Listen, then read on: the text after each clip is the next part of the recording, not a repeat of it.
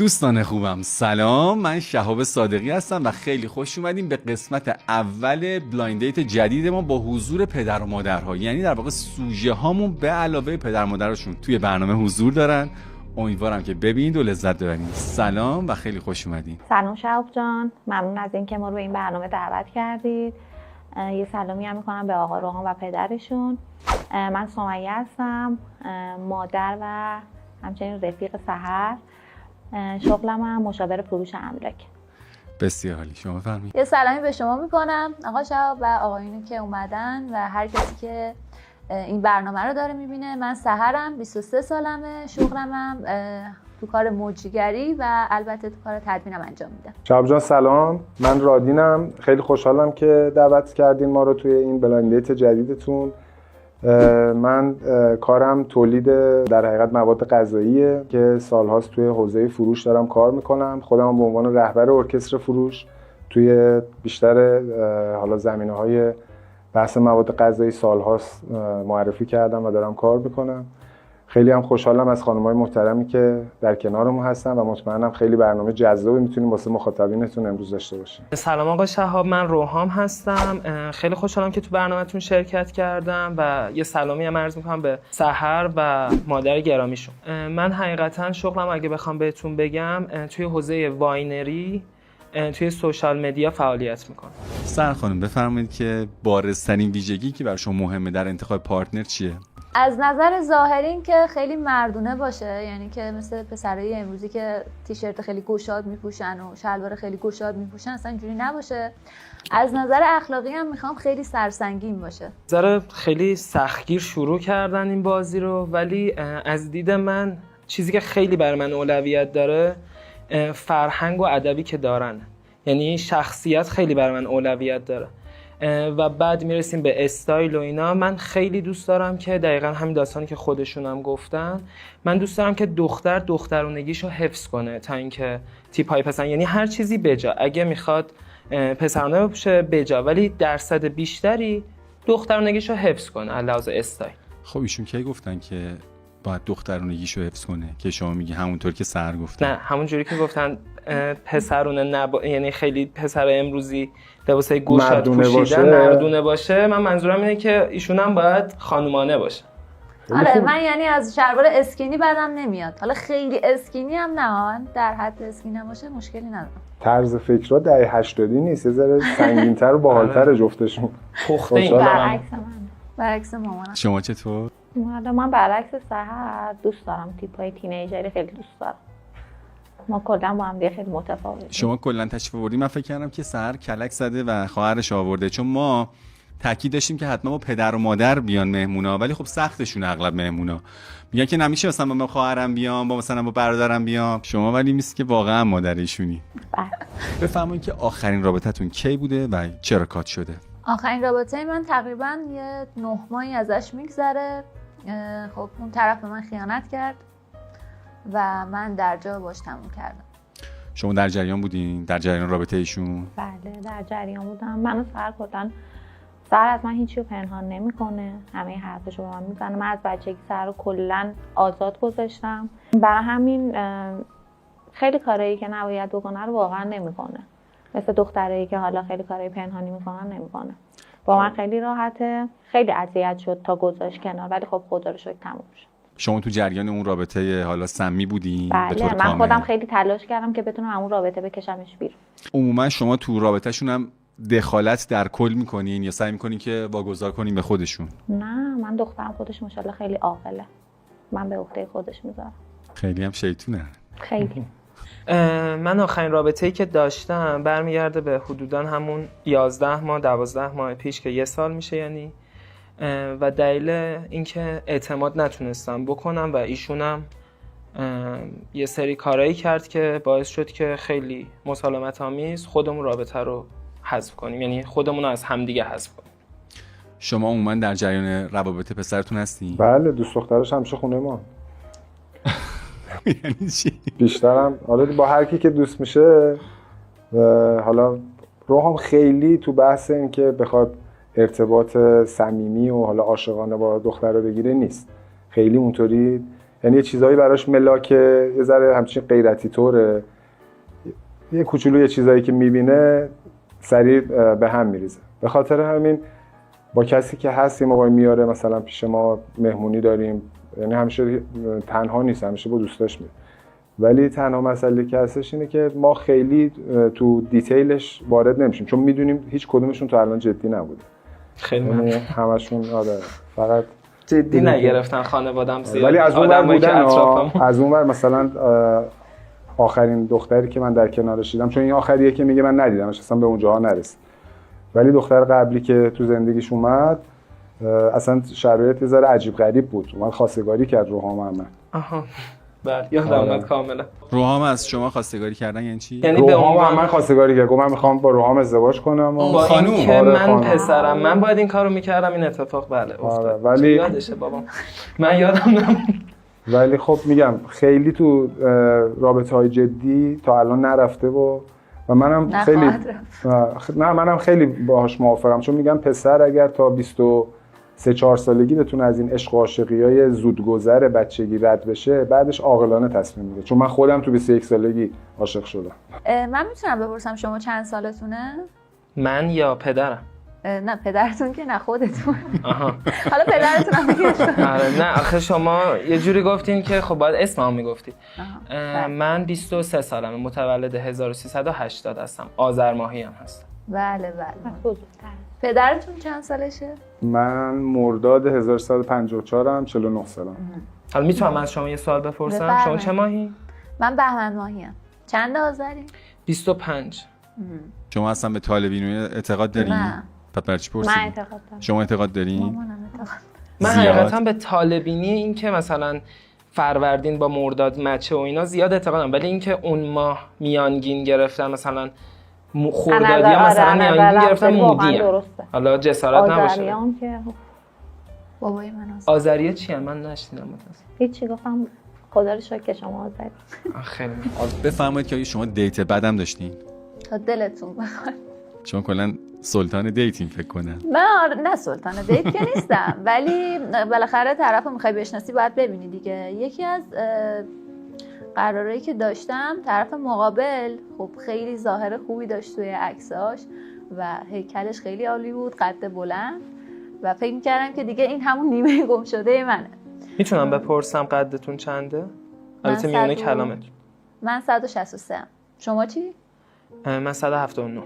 بعد رفتیم اون طرف مقابل، من اومد دنبالم و همه چی اوکی بود تا وقتی که توی ماشین نشسته بود. بعد وقتی که پیاده شد دیدم قدش از من کوتاه‌تره و این که به من گفته بود قدم خیلی بلنده، کشیده بود عکس‌ها قدشو. از پایین گرفته بود. بعد گفتم حالا یه جوری میسازم فعلا با این قدش، اما دیدم هیکلش هم خیلی لاغر و خیلی لاغر.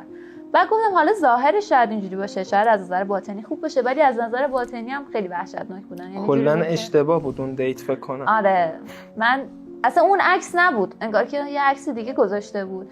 خیلی سریع با من صمیمی شد و که من همونجا که نشسته بودیم گفتم حالا بعد من زود باید برم. همون لحظه بلند شدم و رفت. من دیت بعدم اگه بخوام بگم برمیگرده به همون رابطه آخرم که گفتم. من حقیقتا تولدش بود، خیلی تولد خانوادگی، یعنی همه خانواده بودن، من تنها میرفتم، یعنی با خانواده خودم نمیرفتم و اونجا رفتم و من اونجا قرار بود به عنوان پارتنرش به رسمیت جلوی خانوادهش، یعنی جلوی همه بگن که مثلا من کیم تو زندگی دخترشون. و من رفتم اونجا، خب منم خجالت میکشم یه ذره توی این موضوع، یه کوچولو خب خجالتی قطعا این موضوع هم برای همه هستش. رفتم اونجا یه ذره که گذشت یهو دیدم یه پسری خیلی خودشو میزنه و اینا، گفتم شاید بنده خدا حالش خوب نیست، تو حال خودش نیست و اینا، ناراحته و این موضوع رفت جلو. یهو گفتم که خب مثلا بیا یه ذره حالا حالشو خوب کنم. بعد شروع کرد خودش زدن. گفتم که خب چرا داری این کارو میکنی؟ گفتش که اصلا مشکل اصلی من تویی. گفتم من مشکل اصلی تو هم؟ گفتش که اصلا میدونی اینجایی که اومدی کیه؟ گفتم بله قطعا میدونم تولد کیه، تو میدونی من کیم الان اینجا؟ و گفتش که من حالا از این لفظای من حالا به عنوان یه پسر 22 ساله زیاد از این لفظای جدید استفاده نمیکنم، نکست و اکس و این چیزا. گفتش که من نکست اکستم یا همچین چیزی. گفتم من نمیفهمم چی میگی، میشه واضح کار من کسی هم که یه جورایی همدیگه رو ما دوست داشتیم. گفتم خب تو اینجا چیکار؟ گفت اون عقص منو دعوت کرده که بیاد تو رو، یعنی منو با تو هرس بده، یعنی همینجوری. گفتم همونجا کاملا هم دلم برای اون سوخت، هم دلم برای خودم سوخت. واسه منم باید دلش میسوخت، چون طلا خرید واسه دختره. بله. خب طلا رو دادین داد یا دیگه. نه من اونجوری نیستم. نه پس نگرفتم. قبل از این داستان داده بودی؟ هدیه رو ما نکرده پس هم نفرستاد. دختره چند سالش بوده؟ والا یه سال من کوچیک‌تر بود دیگه. 81 اینا بود. شما متولد چندی؟ من 80م. که تیکه میندازین به 81. من کلا 80م ولی از نظر اخلاقی مثل 70. خب بفهمید که شما یه دیت بد داشتین. بله منم یه بار با یه آقایی رفتم بیرون، بعد رفتیم رستوران، غذا رو خوردیم، بعد که می‌خواستیم بریم صورت حساب آوردن، بعد شروع کرد به اینکه او چقدر زیاد شده فلان. اصلا من واقعا همونجا موندم، یعنی من فوق‌العاده از آدمی که حالا خسیس باشه که اصلا متنفرم. بعد همونجا اومدیم از رستوران بیرون، گفتم ببخشید من برام کاری پیش اومده، همونجا خدافظی کردم، تمام. حالا شاید اون لحظه پول نداشته. نه خب به صراحت به شما گفتن که چقدر گرون شده اینا. بله. حالا نداشته باشم نباید میگفت. نباید میگفت. یا اصلا نباید میبردین رستوران مثلا حالا گرون قیمت. ولی خب به نظر من خیلی کارش، یعنی زشت‌ترین کاری که آدم میتونه انجام بده این. دقیقاً همین. خب بفرمایید که اولویت بندی شما برای انتخاب پارتنر تو پارامترهایی که میگن به ترتیب چیه؟ یکی ظاهر طرف، شامل حالا قد و هیکل و لباس پوشیدن و چهره و اینا. دوم شغل و درآمد طرف و به حال وضع مالیش و اینا. سوم اخلاق و شخصیتش و در نهایت تحصیلاتش. بفرمایید که به ترتیب اولویت بندی شما چیه؟ تو بهره اول به نظرم ظاهر خیلی مهمه، چون اولین باری که میبینی باید جذب ظاهرش بشی. ظاهرش هم میگم مردونه باشه، حالا نه که خیلی هیکلی باشه، اما وقتی باش کنارش وای میستی احساس کنی که قدرت دست اون. قدرت دستش باشه. و اینکه حالا چشم ابرو مشکی باشه، اینم خیلی مهمه. از نظر این اولویت همه ظاهر. بعدش اخلاق میشه. اخلاقش هم دوست دارم که خیلی یه حالت رئیس‌دور باشه. دیکتاتور باشه. شما یا دارین به اون طرف سخت میگین یا به خودتون میخواین سخت بگیرید؟ به نظر من. خب من اینجوری دوست دارم. خب نه سلیقه هر کسی فرق دوست دارن. خب خیلی خوبه. نظر منه. خب من دوست دارم به من بگه که این کارو انجام نده، این کارو انجام بده. و منم حتی به ظاهر قبول کنم، حتی اگه تو دلم راضی نیستم. و اینکه به نظر من تا حالا گیر همچین آدمی نیفتاده، برای همین نمیدونه که بعداً چه بلایی سرش میاد. و اینکه خب مردونه باشه دیگه، مثل مردای قدیم دهه 50. خب به نظر من مردا نمیگن این کارو بکن. اونجوری دوست داری؟ من از نسل الان خوشم نمیاد. واقعا از نسل الان یه دور از جون میشه بگیم. دور از جونه. از نسل الان پسرای الان، حالا نمیدونم ایشون اینجوری هست یا نه. البته روحام هم همینطوریه دقیقاً. مثلا آهنگایی که روحام گوش میکنه، معین و نمیدونم داریوش و ابی واقعا آهنگای قدیم یه چیز دیگه. آره. از نظر اخلاقی چجوری؟ اخلاقی هم همینجوریه. قشنگ اخلاق بهروز. دیکتاتور هست. اصلا نه. حالا بابام یه بحثی رو پیش کشید میونه کلامتون، من دارم میگم که غیرت و اینا، من دنبال غیرتای بجا هستم. این منظورم چیه؟ حالا مثلا یه سری جاها غیرتای بیجا فکر میکنن خیلی چیز جذابیه، ولی غیرت به نظر من از این لحاظه که نذاری مثلا طرف مقابل جای کوچیک بشه. میدونی منظورم چیه؟ این چیزا خیلی قشنگ‌تره تا اینکه مثلا نوع لباس پوشیدن تو درست کن. میدونی منظورم چیه؟ اونم اولویته، ولی به نظر من اینه که آقا من نذارم جایی کوچیک بشه، نذارم کسی پشتش حرف بزنه. این اگر لحاظ سحر خانوم اینجوریه که بالاتر باشه و قدرت داشته باشه، از این لحاظ قدرت رو من دارم، یعنی دوست دارم تو رابطه باشه. آینده من بشه. با افتخار. فکر کنم دیگه خوب حرف زدم. امیدوارم که فقط به حرف نباشه دیگه، به عمل باشه. بعد از اخلاق که بگذریم میرسیم به حالا درآمدش. خب یه پسر 23 ساله نباید انتظار داشته باشیم که خیلی پولدار باشه یا وضع مالیش خیلی بالا باشه. نه، در کنار هم اون طرف میتونن کار کنن با هم دیگه همه چی رو بکشن بالا. ولی حالا اگه اون پسر 30 سالش باشه 35 سالش باشه خب طبیعیه که حداقل یه درآمدی داشته باشه بتونه با اون طرف بگذرونه زندگیشو بگذرونه. و اینکه آره درآمدش زیاد برای من مهم نیست اما بتونه خودشو بکشه بالا، جنمشو داشته باشه. مثلا اینجوری نیست که بگم ولنجک به پایین کنسله یا حالا این موضوع اصلا برای من مهم نیست. شما منطقه زندگی خیلی براتون مهمه، بالا شهر یا پایین شهر؟ نه، تحصیلات که اصلا برای من مهم نیست چون خودم دانشگاه نرفتم. من دیپلممو که گرفتم رفتم سر کار، الان تقریبا 7 سال سر کار میرم، یعنی از 17 سالگی شروع کردم به کاری که علاقه دارم. آره تحصیلاتشون برای من مهم نیست. شما نظری داری؟ اولویت بندی ایشون مطابق سلیقه شما هم هست؟ بله مطابق سلیقه‌ام، فقط اون دیکتاتوری یه ذره برام همچین. آره مامانم پسرای بروز و اینا رو میگه ولی من دوست ندارم. من کلا سلیقه‌م مستحب. آخه اون دیکتاتوری بروز هم ممکنه، یعنی ربطی به بروز و اینا نداره، آدم بروز هم میتونه دیکتاتور باشه. آقا روحام حرف قشنگی زد. به نظر من غیرت مرد اصلا به این نیستش که بگه اینو بپوش اونو بپوش، کوتاه بپوش بلند بپوش این کار کن. ولی نه اصلا به نظر من این کار قشنگی نیست. به نظر من غیرت به اینه که تو بتونی به طرف مقابلت آرامش بدی، اون آرامش رو براش فراهم کنی. به نظر من اون غیرته. شاید ایشون هنوز تجربه نکرده اون بکن نکنا رو.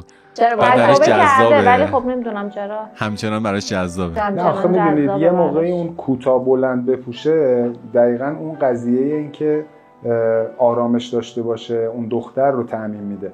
مثلا میگه کوتاه نپوش، چرا؟ چون 4 تا نگاه دیگه تو اون جمع هستش داره نگاه میکنه، آرامش اون دختر رو از بین میبره و به تبع آرامش پسر ممکنه به خاطر اون باشه. با سحری که من با مامان در بحثمون خیلی داره جواب میده.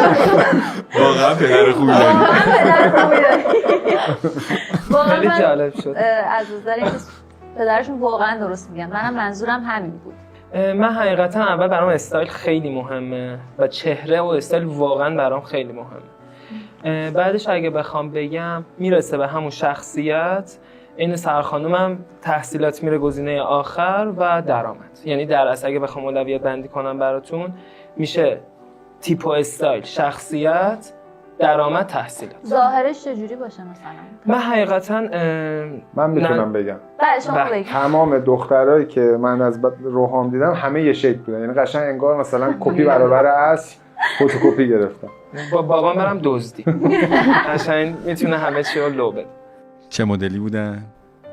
دخترها همه قدای بلند، هیکلای خوب و صورتای فوق العاده خوشگل.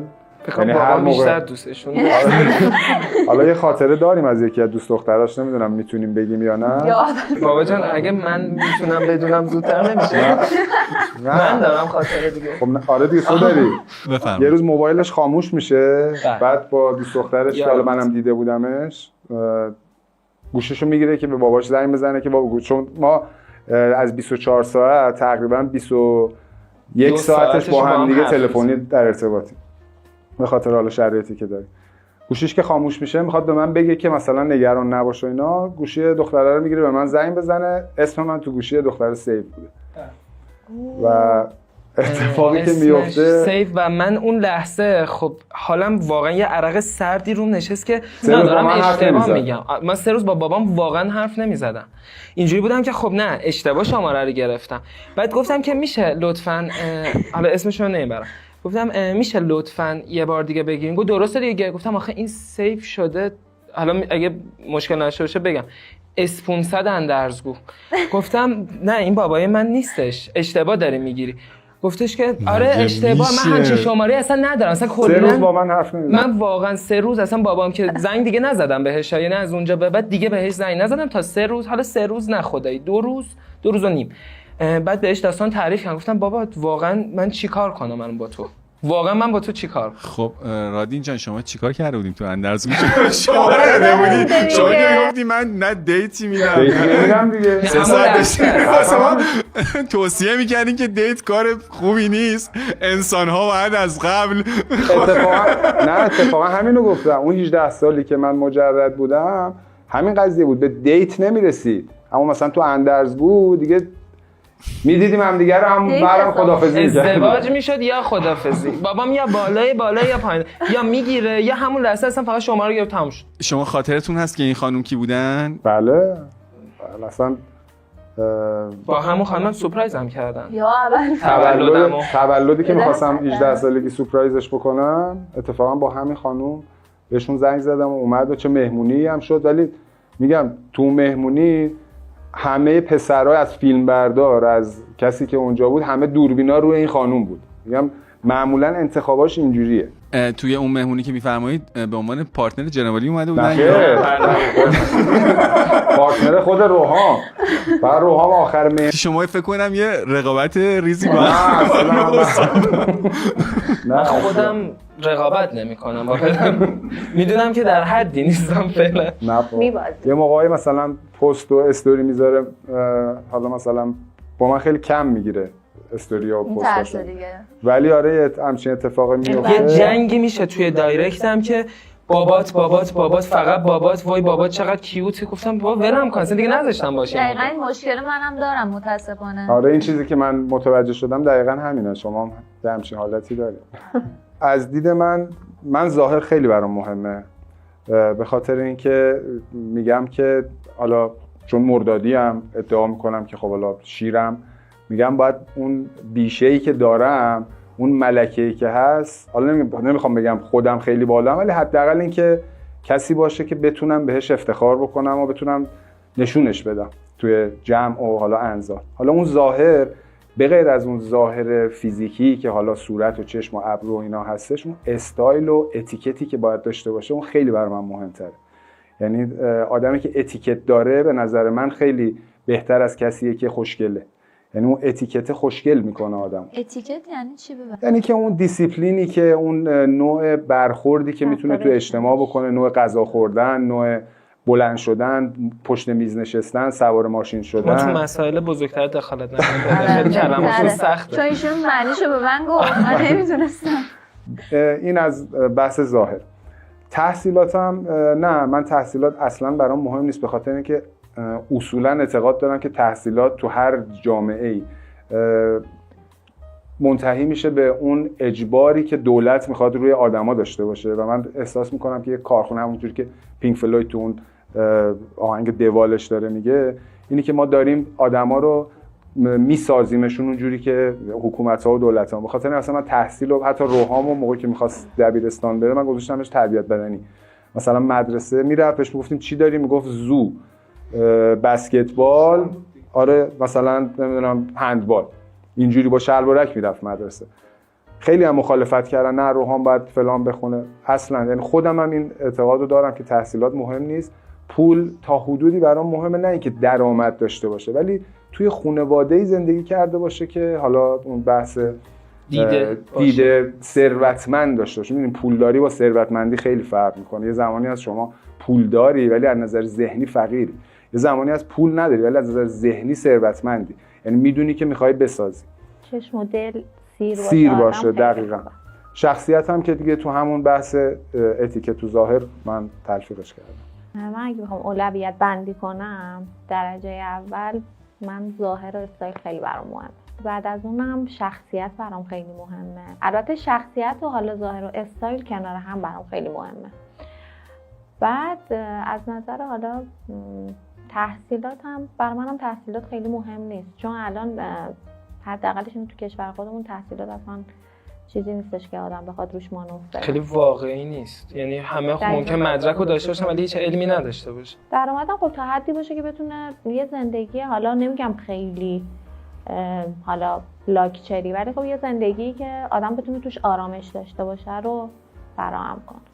آرامش با زندگی پولداری به دست میاد؟ نه خیلی هم حالا من با این من با اینکه حالا طرف خیلی پولدار باشه، نه، در حدی که آدم بتونه یه خود آرامش داشته باشه، خیلی اذیت نشه تو اون زندگی. وگرنه حالا خیلی بگم لاکچری باشه، نه، من اونجوری نیستم. ولی شما معتقدین که پول خوشبختی میاره؟ بله، پول خوشبختی میاره. حالا نه که اون طرف مقابل پولدار باشه. خود نوعیمو میگم که میدونم تو ذهنم اینه که همش تلاش کنم بتونم خانواده‌مو خوشبخت کنم، بتونم پدرمو خوشحال کنم. یعنی 24 تو ذهن من اینه، دوست دارم اون طرف مقابلم همین چیزا رو فکر کنه دیگه. یعنی ارزشو داشته باشه، با ارزه باشه. ولی شما میفرمایید که فاکتور خیلی تعیین کننده ای تو زندگی نیست. چرا تعیین کننده هست، ولی من میگم نه تا حدی که بگم حالا مثلا خیلی زندگی لاکچری آدم داشته باشه، زندگی که اذیت نشی توش، حالا تا حدی که بتونی راحت زندگی کنی توش. شما از دیدگاه شما آیا میشه خوشبختی رو با پول خرید؟ من یه اعتقادی دارم، میگم پول خوشبختی نمیاره، ولی بی پولی قطعاً بدبختی میاره. خاطر همین خیلی مختصر، خیلی حرف قشنگی. یعنی من واقعا خودم سکوت میکنم در مورد. یک دقیقه سکوت. وقت نداری. واقعا پدر خوبی داری. مرسی. زوم کردی سرخم رو پدر من، میشه ول کنی؟ من خاطره خوبی ندارم. شما گفتی من خیلی هم غیرتی ام. کلا رو هم غیرتیه دیگه. من خانواده واقعا برام اولویه. حالا الان شوخی دارم میکنم اینو، ولی خانواده واقعا تو زندگیم یعنی اولویت رو داره و اگه پارتنرم این مشکل رو داشته باشه واقعا برخورد میکنم باشه، اصلا نمیرم وارد رابطه شم. میفهمید که منظورتون چی بود؟ ببینید من میگم آدم، اون شخصی که میخواد وارد رابطه بشه، اگه خانواده خودش براش اهمیت نداشته باشن، واقعا اون دختر بیشتر باید بترسه. یه وقتی به خانواده خودش اهمیت نمیده، به خاطر من میذارتش کنار، پس قطعا یه روزی هم منو میذاره کنار. وقتی از این موضوع بگذری، خب این همون خطره رو ایجاد میکنه و من نمیخوام که اصلا اون خط قرمز اصلی منو وارد بشن توشو بهش ضربه بزنن. بفهمید که خط قرمز، حالا که آقای روحام خان راجع به خط قرمز صحبت میکنن، خط قرمز تو رابطه شما چجوری تعریف میشه؟ یه چیزی که خیلی بر من مهمه، یعنی تو ظاهر همون اول طرف ببینم، این که دستاش کوچیک باشه. اگه دستاش کوچیک باشه اصلا صحبت نمی کنم، یه راست میرم میگم خداحافظ. کوچیک و سفید، یعنی اصلا کوچیک و سفید نباشه، حداقل یه ذره مو اینجا داشته باشه. خیلی دست برم. منظورتون مچ به پایین رو میفرمایید یا کلا طول کار؟ بدنش مو داشته باشه و اینکه این دسته گنده دیگه. اگه دستش کوچیک باشه وقتی دست این منو میگیره فکر میکنم مثلا دست مامانمو گرفتم. آره امیدوارم که دست ایشون یه ذره جسته بزرگ یه ذره، آره یه ذره بیشتر از یه ذره. شما دستات خیلی آقا اوکی. متوجه نمیشم منظورشون از دست بزرگ، ولی من اوکیه. میشه دستات علی در ببینی؟ بوز قندی. خیلی دست مهمه واقعا. برای شما بله. برای شما برای مهمه. همه مهمه، برای همه. من نشنیده بودم حقیقتا. منم اولین باره. برای شما مهمه آره. کشیدگی دست یا بزرگی دست؟ نه اصلا نمیدونم، ظاهر دست خیلی رگدار. رنگدار. آره سیاه. و از نظر اخلاقی اینکه وقتی با هم میریم بیرون، حالا چه تو جمع دوستای من، خانواده من، حالا من خانواده‌ام اصلا آشنا نمی‌کنم طرفو، معمولا سیکرت باقی میمونه همیشه، یا حالا خانواده اون طرف یا دوستاش مخصوصا یه جوری رفتار کنه که منو بکشه بالا، یعنی یه جوری رفتار کنه که من حس خیلی خوب و اعتماد به نفس زیادی پیدا کنم، تا اینکه به من محل نده یا مثلا انگار منو حساب نکنه، شوخی نکنه با من، شوخی نکنه. من اصلا یعنی از شوخی متنفرم، سریع عصبی میشم، ریاکشن نشون میدم، سنگین باشه، اصلا شوخی با من نکنه. خب شما گفتین که پارتنرتون رو خیلی به خانواده معرفی نمی‌کنین، خیلی وارد خانواده نمی‌کنین، اینو فرمودین؟ آره. شما که گفتین که خیلی ما با هم. نه من در جریانش هستم ایشون واقعا، در ولی جریان خیلی به هیچ وجه نشده تا حالا پارتنرشو ببینم. آره فقط بهش میگم مامان من با یه پسر دوست شدم، قدش اینه، وضعیت مالیش اینه. نه شاید سایز دستش اینه. شاید مثلا یکی دو بار شده تلفنی صحبت کردم باشون، ولی اینو دارم واقعا میگم اصلا نشده تا حالا ببینمشون. خودتونم تمایل ندارین یا ایشون این کارو نمی‌کنه؟ نه تمایل نداره. من میتونم بپرسم چرا؟ احترام میذارم. من تا وقتی که ندونم یه نفر 100% نیست، هیچ وقت به خانواده‌ام معرفیش نمی‌کنم. حتی مثلا شما میگید الان من دوست دخترم شرایط به نظر من حالا تو جامعه ما دختر و پسر خیلی با هم دیگه فرق میکنه. به نظر من پسر، حالا نظر مثلا حالا شخصی منه، ولی خب به نظر من توی جامعه ما بیشتر نظر همینه که برای پسر بد نی حالا مثلا 10 تا دخترم هی ببره بیاره، ولی خب برای دختر چیز قشنگی نیستش.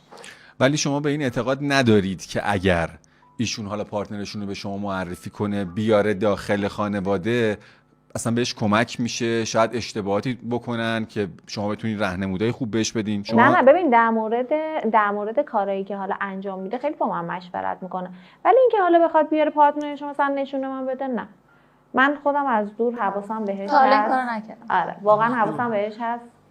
خط قرمز من یه جوری اولویت بندی داره، یعنی از دید خودم اولیش واقعا خانواده است. یعنی یه بار دیگه هم بهتون گفته بودم که خانواده خیلی برای من اولویت داره. منظور از اولویت اینه که پارتنرم خیلی به خانواده خودش و حتی خانواده مخصوصا یعنی خانواده من اهمیت بده.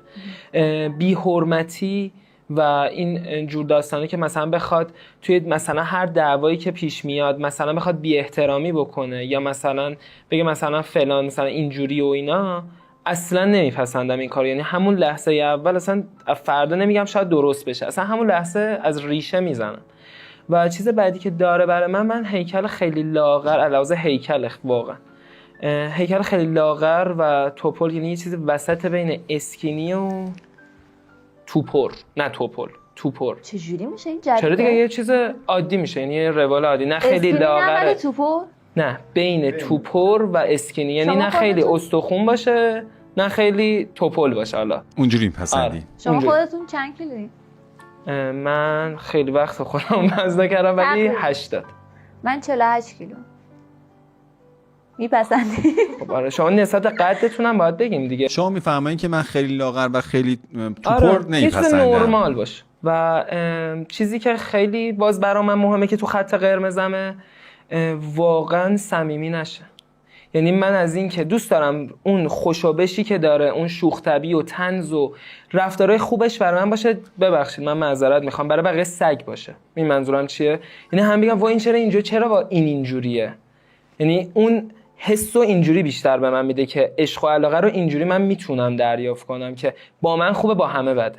پاچه همه رو بگیره جست. ولی شما فرمودین که گویا برای همه گفتین من سگم چه گفتم یه اشارات ریزی داشتی میکردی. من گفتم برای همه. آره من تو محیط کار مخصوصا متاسفانه کسی سمت من نمیاد. نمیخوام اینجوری باشم یکی میاد بالا سرم مثلا عصبی میشم، میگم توی تلگرام به من اون پیامو بده، اصلا چه لزومی داره بیای بالا سر من. برای خانوما نه، برای آقایون اینجوریم. اول در مورد خط قرمزای سر بگم. در مورد خط قرمز که در مورد دست آقایون بود که این خط قرمز خود منم هست، منم خیلی حساسم روی این موضوع. ولی در مورد این که مثلا سحر میگه شوخی نکنه با من اینو قبول ندارم، چون من به نظر من آدم پارتنر آدم باید رفیق آدم باشه. وقتی من با رفیق خودم شوخی میکنم دوست دارم با پارتنرم هم شوخی کنم. به نظرم خب این صمیمیت رو بیشتر میکنه، خیلی قشنگه. یعنی جدی نباشه؟ نه اصلا من جدی بودن رو دوست ندارم. نه چون من خودم آدم خیلی جدی نیستم. و اینکه دیگه خط قرمز من اینه که مردی که شوخی یکی اینکه خسیس نباشه، واقعا خیلی روی این موضوع حساسم. بعد یکی هم که خیلی دوست دارم در عین اینکه حالا خیلی باهاش راحت باشم، اوکی باشم، احترامم خیلی حفظ کنه. یعنی آدمی که بد دهن باشه، بخواد بی احترام کنه، واقعا برای من کنسل. ببینید بحث خط قرمزایی که الان مثلا روحام داره میگه، من با یه سری چیزاش مخالفم. من میگم همونطوری که روحام دوست داره که طرف مقابلش فقط مال خودش باشه، وقتی میگه سگ باشه یعنی که فقط مال من باشه. این توی بحث خانواده هم تعمیم پیدا میکنه. ببینید ما از یه جایی به بعد باید از خانواده جدا شیم. اینی که من خط قرمزمه که بله احترام به خانواده، چه خانواده خود دختر، خانواده طرف مقابل، این خیلی مهمه. ولی اینکه من اگر که این پدر و مادر منه و من اولویتم پدر مادر، این اشتباه در نظر من. وقتی یه نفر شما انتخاب میکنی برای ارتباط یعنی همونه فقط. حتی بچه هم جایگاهی نداره تو ارتباط پسر و دختر یا مرد و زن. وقتی بچه هم میاد وسط، اول همسر بعد بچه، دیگه چه برسه به خانواده. حالا خانواده که اصلا میشه از بالا به پایین، دیگه باید از یه جایی منفک بشه، تموم بشه. احترام هست، ولی اینکه ما تمام زخم‌ها و دردهایی که تو زندگیمون داریم اتفاقا از پدر مادرهامون داریم، چون نزدیکترین آدمای زندگیمون بودن و تقصیری هم نداشتن، اونام اولین بار بوده زندگی می‌کردن. حالا ما باید بیایم این زخم‌ها رو با یه نفر جدیدی التیامش بدیم. اگه قرار باشه اونام تو زندگی دوباره باشن، اون زخم‌ها رو به اون طرفی که آوردیم تو زندگی هم میزنیم. به خاطر همین من اتفاقا این نظرش رو اصلا قبول ندارم. خیلی ممنون. و دوست دارم که با این دید بره، چون منم همینطور بودم. الان یکی حرفی که دارم میزنم خود منم همین بودم، ولی الان با 50 سال سن، 49 سال سن به این نتیجه رسیدم که اینطوری نیست. من اگر همسرم رو اولویت قرار میدادم هیچ موقع یه سری اتفاقات پیش نمی اومد. ولی ما چون خانواده ها رو دخیل میکنیم و آی تو به خانواده من بد گفتی، بد گفتن نیست، داره نظرشو میگه. ما اومدیم با همدیگه تکامل پیدا بکنیم، کامل بشه. اگر میتونستیم با خانوادهمون، من سایلنت بودم ولی اون امرجنسی 100%. اسمش چیه؟ حالا دیگه اندرزگو BMX نظرم بیشتر اینه که ما اگر که داریم وارد یک ارتباطی میشیم، اون ارتباط قراره که یک چیزی به ما اضافه بکنه و یک چیزایی رو از ما کم بکنه. چیزایی که از ما کم میکنه همون زخم‌هاییه که توی زندگی با پدر مادرمون خوردیم و اونا میگم هیچ تقصیری نداشتن. ارتباطی بوده که تنگاتنگ بوده، هر اتفاقی که تو زندگی افتاده ما تنها کسی بودیم که میتونستیم اونا رو ببینیم و یک گوشه از پازل وجودمون رو حالا یا سیاه کرده یا سفید کرده، هیچ فرقی نمیکنه. به خاطر همین به نظر من روحان باید این دیدش رو عوض بکنه. اوکی خانواده خیلی مهمه، ولی من اگر دارم میرم وارد، چون ببینید ما داریم در مورد ارتباط عاشقانه صحبت میکنیم، نه دوست دختر دوست پسری که ممکنه 2 روز با هم باشن، اون بحثش جداست. معمولا هم برای دوست دختر دوست پسری که 2 روز میخواد باشه، آدم خانواده‌ش رو خیلی حساس نیست روش. ولی اگر ارتباط عاشقانه است، اتفاقا باید نه تمام این مسائل رو برسونه به یه جایی که با همدیگه شاید بتونن اصلا اون زخم‌های خانواده رو هم درمان بکنن. چون وقتی خانواده ببینه، من ببینم روحان با یه خانومی مثلا سحر خانم حالش خوبه، ناخودآگاه منم یاد میگیرم که چقدر خوب میتونه باشه این مسئله که 2 تا آدم 2 تا کفتر عشق میگن، کبوتر عشق میگن، یعنی این دیگه. پس اگر که تو میگی من دوست دارم فقط مال من باشی، خانواده‌ام جزوش. فرض فرمایید که دعوایی بین همسرتون و پدرتون رخ داده، شما طرف کی هستی؟ والا من همون جوری که دارم میگم خانواده، تو هر چیزی دارم میگم خانواده، قطعا پدر. شما بفرمایید که بین همسرتون و مادرتون دعوایی رخ بده، شما طرف کی هستی؟ من واقعا مادرم خیلی برام مهمه. شما خودتون ترجیح میدید که اگه دعوایی، ترجیحتون یعنی فکر می‌کنی عاقلانه ترین حالت اینه که اگه دعوایی بین همسر ایشون و شما رخ بده، ایشون طرف شما باشن یا طرف همسرشون؟ فکر می‌کنید درست ترین حالت چیه و دیدگاه خودتون چیه؟ اینو واقعا از ته دل میگم، هر کس داماد من بشه اولا که خیلی رفیق میشیم ما با هم دیگه، یعنی میدونم که رفیق خیلی خوبی میشه برام. بعد ولی اگر حالا خدایی نکرده یه وقت دعوایی بشه بینشون، من ترجیح میدم که همسرش رو انتخاب کنه. چون به نظر من در آخر، البته اگر ارزشش رو داشته باشه 100% همسرش رو.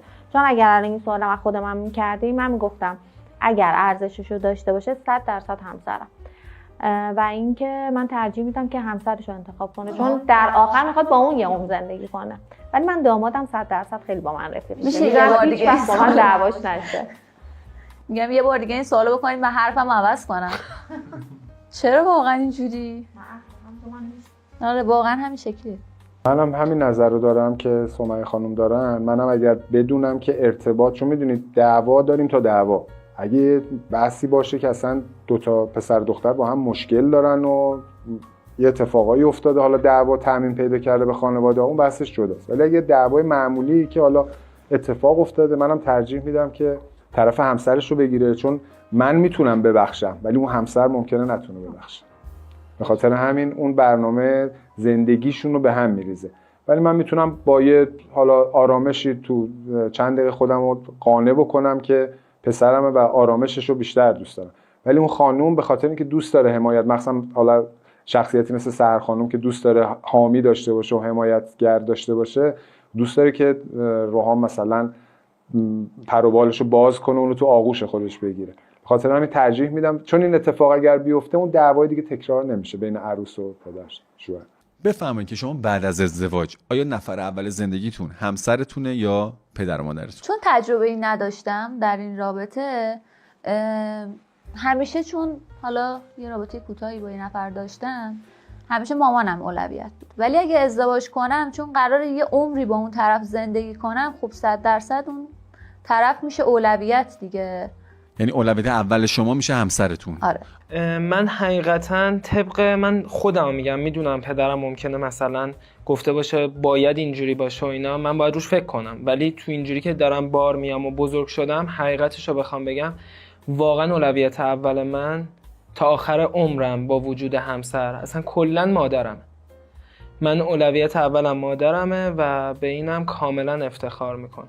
ببینید الان اولویت روحام وقتی که مادرش هست، این همون دلیلیه که روحام نمیره توی ارتباط با یک دختر دیگه به صورت جدی، به خاطر اینکه الان یک ملکه‌ای تو زندگی خودش آورده و داره به نام مادرش، به خاطر همین پره از این قضیه و این از نظر من تایید شده نیست، به خاطر اینکه بالاخره مادر یه سری از جنبه‌های زندگی آدمو میتونه در حقیقت برطرف بکنه، ولی همسر میاد تکمیلش میکنه، اون چیزهایی که مادر نمیتونه تکمیل بکنه و منم خورده بهش نمیگیرم به خاطر حالا شرایط زندگی که داشته و خیلی پسرها تو این قضیه این حالت رو دارن که اولویت زندگیشون مادره. ولی یکی از دلایلی که روحام نمیره تو رابطه عاشقانه به خاطر اینکه واقعا حرفی که داره میزنه من تایید میکنم، واقعا عاشقانه مادرش رو دوست داره. بفرمایید که پارتنر سمی از دیدگاه شما چه مشخصاتی داره؟ پارتنر سمی اونیه که اول از همه خیلی شکاک باشه و حسود باشه. یعنی من خیلی از پسرها رو دیدم که واقعا به اون طرف حسودی میکنن، یه پیشرفتی دارن میکنن و اون طرف بدش میاد از این موضوع. شکاکی هم میتونه به این باشه که همش یه سره داره بهت میگه که خب الان چی کار داری میکنی؟ تو بهش راستشو میگی باور نمیکنه. خب این یعنی خود سمیه. سرخام شما اینجوری بودید که مرد قدرت داره و اینکه میتونه هر چی بخواد به من بگه و شکاک باشه، غیرتی باشه. خب الان این یه ذره تناقض نداره اینکه شکاک باشه؟ یعنی شما شکاکیت رو تا اولش دوست داشتید، الان میگید که دوست ندارم، من الان شد سمی. چی شد؟ شاید اصلا ایشون پارتنر سمی دوست داره. خب اصلا پارتنر دوست نداره. میدونستم میخواد این سوالو بکنه، یعنی الان مثل روز برام روشن بود. آره حرفت درسته، دوست دارم سمی باشه، شکاک هم دوست دارم باشه، ولی شکاک زیاد نباشه. کلا شما از این بد بویا دوست دارین؟ نه آره بله. کلا آدم خوبی نباشه دیگه. از حرفایی که داره میزنه منم اینجوری برداشت کردم. سوابقی که داشتم اینجوری بوده. بله. حالا اینجوری نگو شاید طرف مقابل ترسناک شد. نه پسر بعد منظورم که چیز باشه دیگه، اگه که پسر خوب خانواده اصلا اینجوری نباشه. تو سلیقتون نیست. به طور کل یه آدم مثال دارم عرض می‌کنم و یه پسر آرومه با شخصیت کارمندتور اینا رو ترجیح میدین یا یه پسر شر شیطون حالا دختر بلده؟ نه این دختر بلد که نه، ولی شر رو مثلا اینایی که بگه امروز دعوا کردم اینجوری خیلی دوست دارم تا اینکه حالا کارمند و خجالتی من نمیدونم چرا اینجوری شده. من اینجوری یادم سمی بگرده اینجوری میشه دیگه مادر من. آره کسی که به نظر من ساکت، خجالتیه، اعتماد به نفس نداره، مؤدب باشه، نمیگم مؤدب نباشه ولی آروم نباشه اصلا. بعد بوی حالا حتما نباید پارتی مارتی بره که اصلا پارتی مارتی نداریم. اینجوری که شما میگی پس ساقی ماقی باید باشه. باشه زندان ایشالله آزادی. بد بویا میتونی.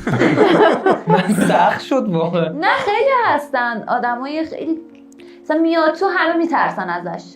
اینجوری دوست جذابه دار دوست ببین خیلی بد منظورتو خب چیز میکنه بیان میکنه، ولی یه آدم که جذبه داشته باشه. یعنی بد بوی اهل عشق و حال و شیطونی و دختربازی و اینا خیر. خیر. نه اصلا خوشم اهل این چیزا نیست.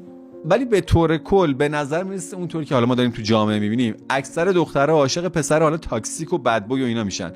شما نظرتون چیه؟ والا من دوست دارم مثلا حالا پسر شیطون باشه، اهل بگو بخند باشه، حالا مهمونی هم بخواد بره مشکلی ندارم، آدم به عنوان پارتنرش باهاش میره مهمونی. ولی حالا اینی که مثلا سر میگه شر و شور باشه، نه من شر و شور دوست ندارم، دوست دارم شیطون باشه. حالا به قول شما میگید مثلا بد بوی الان دختر رو دوست دارن دختر باز باشه، اینا هم نه، اینا رو من خودم تشخیص میدم، اینجوری نیست. ولی خب دوست دارم شوخ باشه، شیطون باشه. کلا برخی خانوما علاقمندن به این تیپ پسرا، چون میگن اینا خیلی مثلا دختر بازن، خیلی دختر شناسن، دختر بلدن، میدونن که چیکار کنن و اغلب جذب این تیپات میشن. ولی هر دوی شما خیر. نه من مخالفم. شما نظری داری؟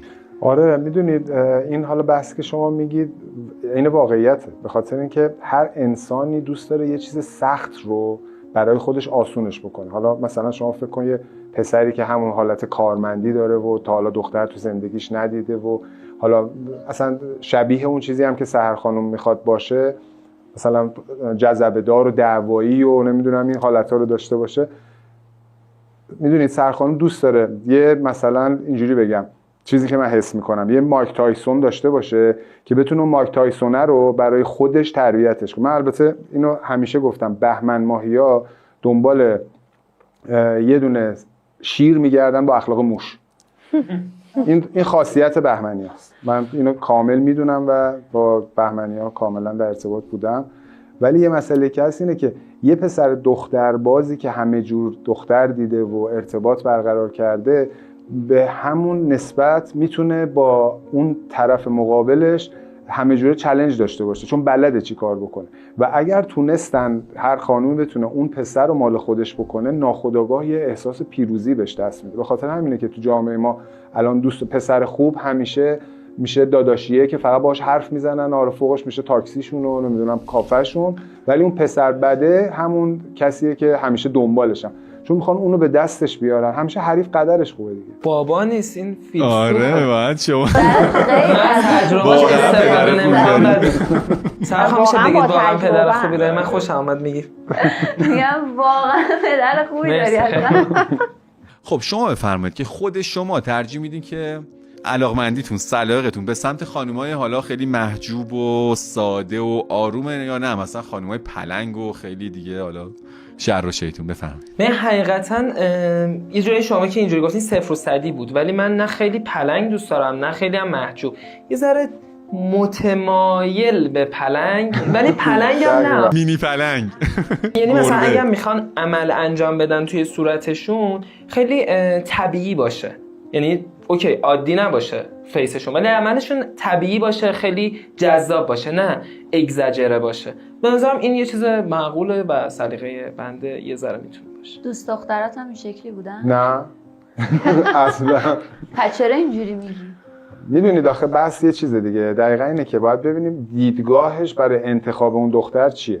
مطمئنا اگر بره تو بحث حالا ازدواج و انتخاب کسی که میخواد نگه داره، با ارتباطایی که تا الان داشته 100% متفاوت میشه. ولی ناخودآگاه مرد ایرانی مریم مقدس میخواد با اخلاق حالا، یعنی جنیفر لوپز میخواد با اخلاق مریم مقدس. این کلمه رو باید طلا گرفت، واقعا راستی. همیشه اینطوری بوده. ظاهر کیم کارداشیان، آره اخلاق مریم مقدس. نمیشه، میدونید هیچ جور در نمیاد. ولی اگر شما تونستین یک جنیفر لوپزی رو برای خودت مریم مقدس بکنی، اون میشه دیگه اوج پیروزی که داشتی و اون اتفاقیه که هر آدمی دوست داره داشته باشه. یه ذره از پدرت یاد بگیر. واقعا میگم. و البته میدونید سلیقه خود منم حالا، و البته میدونید توی شرایط سنی مختلف سلایق فرق میکنه، ولی کلا این یه مسئله‌ایه که اصلا هیچ جور نمیشه ازش در رفت. منم میدونم. آره.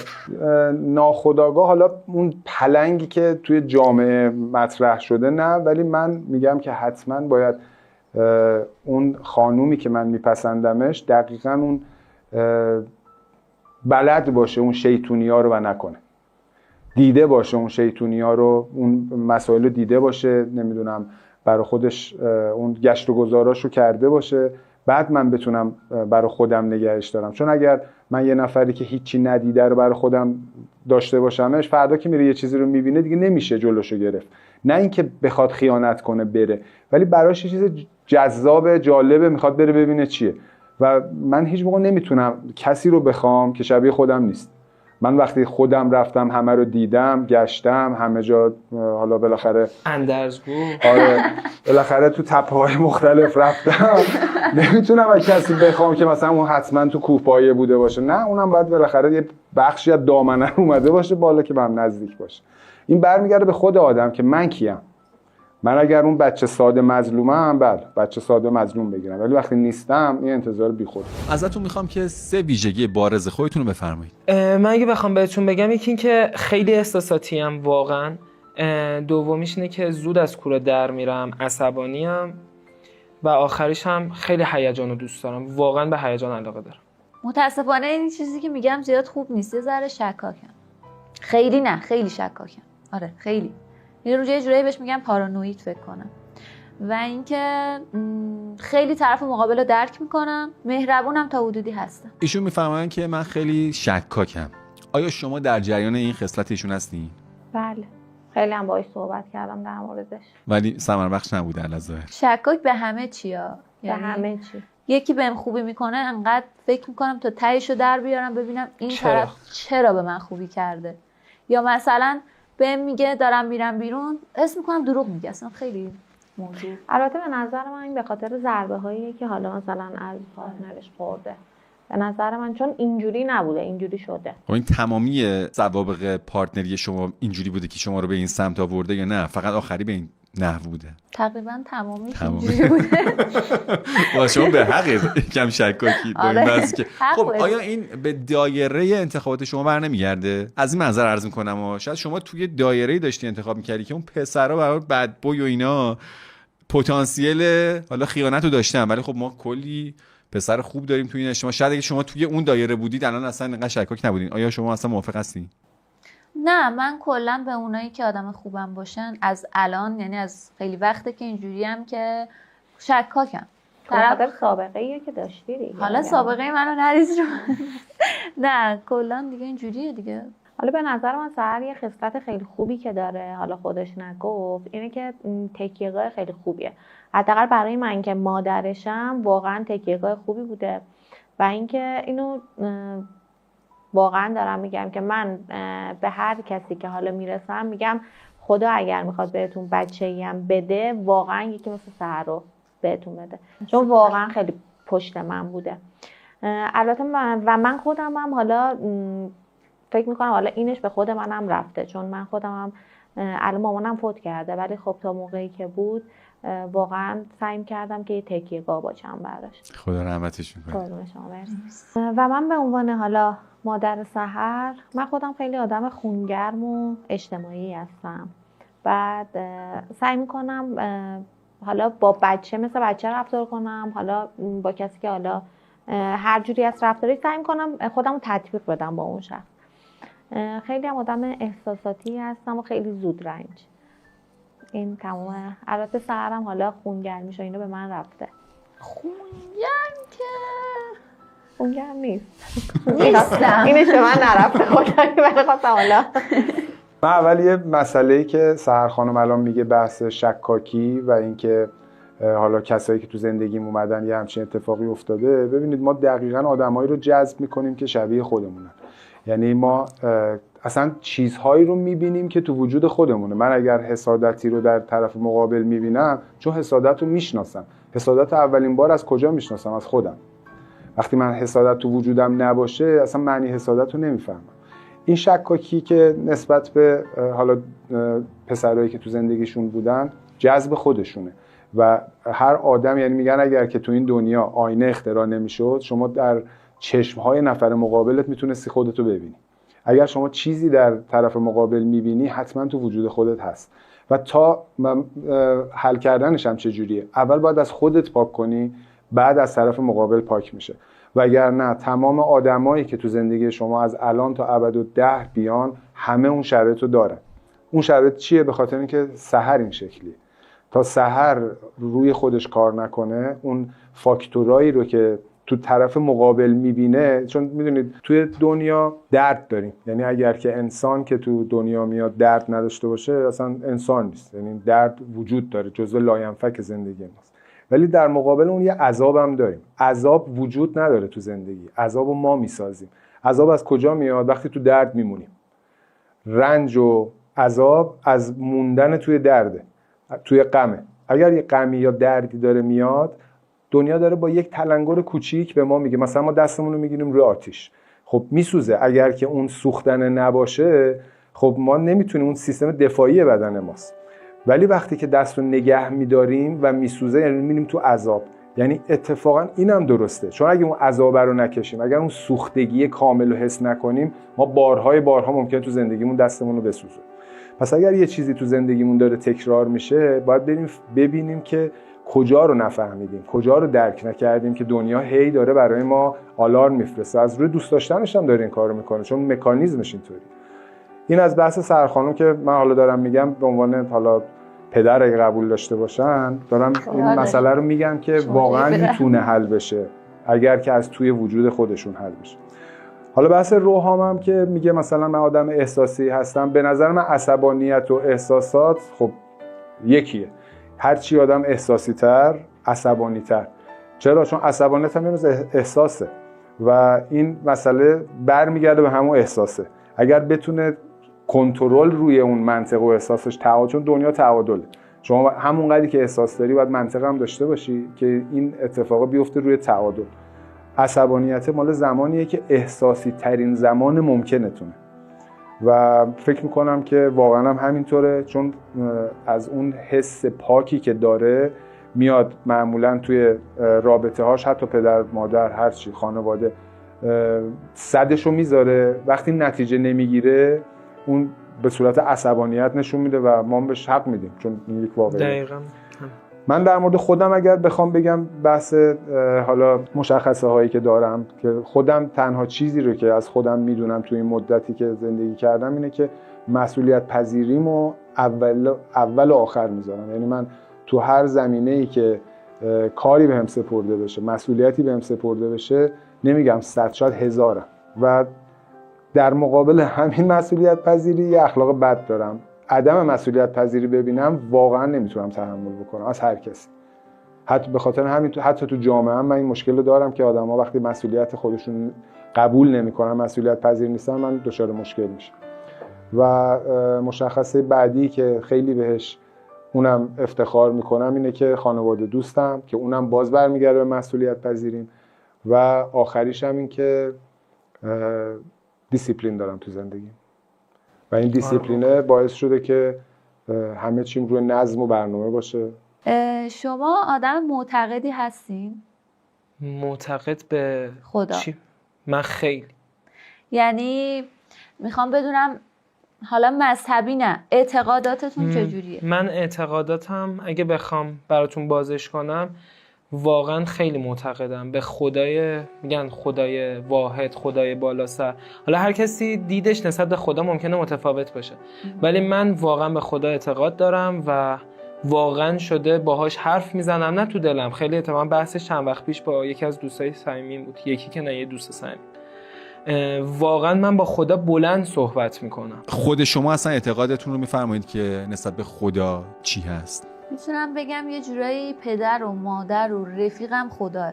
یعنی یه جورایی میشه مثل این دیوونا تو اتاق میشینم 2 ساعت صحبت میکنم باش، چون به شدت بهش اعتقاد دارم و خیلی چیزا رو ازش خواستم، همون لحظه بهم داده یا حالا فرداش بهم داده. برای همین شدیداً حضورش رو حس میکنم و خیلی مهمه که طرف مقابلم هم به این موضوع ایمان داشته باشه. خیلی هم میگن نه من اونجوری معتقد نیستم و اینا، ولی خب من اینجوری دوست ندارم. برای شما خط قرمز این موضوع. من واقعا خب حرف سحر رو قبول دارم. به نظر من آدمی که اعتقاد نداشته باشه، حالا نمیگم هر کسی شاید یه خدایی برای خودش داشته باشه، ولی همین که به همون خدا اعتقاد داشته باشه خیلی چیزا رو میتونه تو زندگیش بهش حداقل پایبند باشه. آیا شما این بستر رو در منزل مهیا کردید که دیدگاهشون به این صورته یا خیر میفرمایید؟ تا یه حدی آره. خب من خودم چون به خدا اعتقاد دارم، بالاخره هر چیزی هم ازش خواستم واقعا بهم داده. هر چیزی هم خواستم اول از خدای خودم خواستم. تا یه حدی آره خب فراهم بوده، ولی خب اینی که حالا خودش الان میگه همه رفیقم و مادرم و پدرم و اینا، خب این چیزی بوده که دیگه خودش بهش رسیده. من روحام یادم قشنگ 4-5 سالش بود، با ما میشست مدیتیشن میکرد. ما چون توی خانواده بودیم که از مادر من، خواهرام و اینکه حالا خود من تو بحث مدیتیشن و حالا یه سری اعتقادات دینی و مذهبی اینا بحثش فرق میکرد که خیلی حالا تو خانواده ما نبود، ولی این بحثی که مدیتیشن و اون عرفان و اون نیروهایی که تو این دنیا هست رو از 4-5 سالگی خودش حس کرد و حالا خب الان هم داره میبینه دیگه که من الان خودم نماز میخونم، ولی خب با شرایط خودم میخونم. من فقط نماز صبح میخونم و حالا مدیتیشن هم میکنم و صحبت هایی که یه موقع با روحام میکنیم تو بحث خدا براش باز میکنم، یا کوانتوم فیزیک با هم دیگه صحبت میکنیم در مورد حالا این دنیا و اتفاقاتی که هست و اینا. این باعث شده که اعتقاد روحام داشته باشه. خب شما رویکردتون در خصوص زمانی که پارتنری رو به خانواده‌تون معرفی کرده باشین ولی تایید نکرده باشن چیه؟ آیا شما تصور می‌فرمایید که خب خانواده حتما یه چیزی میدونن، عاقل‌ترن، با تجربه ترن و اون رابطه رو قطع می‌کنین، و یا اینکه خیر اون راه خودتون رو میرین و با اون پارتنر ادامه میدین؟ من همونطور که گفتم پدرم اصلا تا حالا هیچ وقت نفهمیده که من با کسیم. همیشه هم به من میگه شک دارم میکنم تو چرا با هیچ کسی نیستی. امیدوارم که این برنامه رو نبینن و حالا نبینن که 100% میبینه. من از همه جا بلاکش کردم باز میاد میبینه من. به خدا اینم میبینه. ولی به مادرم گفتم چون اخلاقیات مامانمو میدونم سعی میکنم از اون طرف دروغ بهش بگم که تاییدش بشه. واقعا بابا رو که بلاک میکنن، مامان رو دروغ از این به میگن. بعد حواسم باید بیشتر جمع کنم. آقا اگه دروغ نگم بهت تو میگی نه این چیه چه بعدش، مثل اون که واقعیت رو گفتم اونجوری رفته. آره سعی میکنم دروغ بهش بگم مامان اینجوریه میگه خب خوبه آفرین میگم، ولی در اصل خیلی چیزای بعدش رو نمیگم. این به بعد پس دیگه حواست حسابی جمع کن. قربونت برم بازم میگی چه. و آیا تا حالا شده که پدر مادرتو پیچونده باشی؟ تا دلتون بخواد. منو که فکر نکنم. نه مامانمو نمیتونم بپیچونم. دیگران رو پیچونده ولی منو هیچ وقت فکر نمی‌کنم من پیچونده باشه. پدرم زیاد چون من تو همه چی چرا؟ یه بار پایم. پیچوندم. بعد میدونم که حالا سحر چون خودش دختر عاقلیه میدونم که حد خودش رو میدونه. ولی شما فرمودین که گویا یه بار این کارو کردی. بله. کی؟ یه بار 16 سالم بود. دوستام اومدن به من گفتن که یک دوستای من سنشون خیلی بالاتر از خودم بود، یعنی 23 24. بعد میمدن میگفتن که اینجوری نگاه می‌کنی میترسم میگم باشه دیگه نگات نمی‌کنم.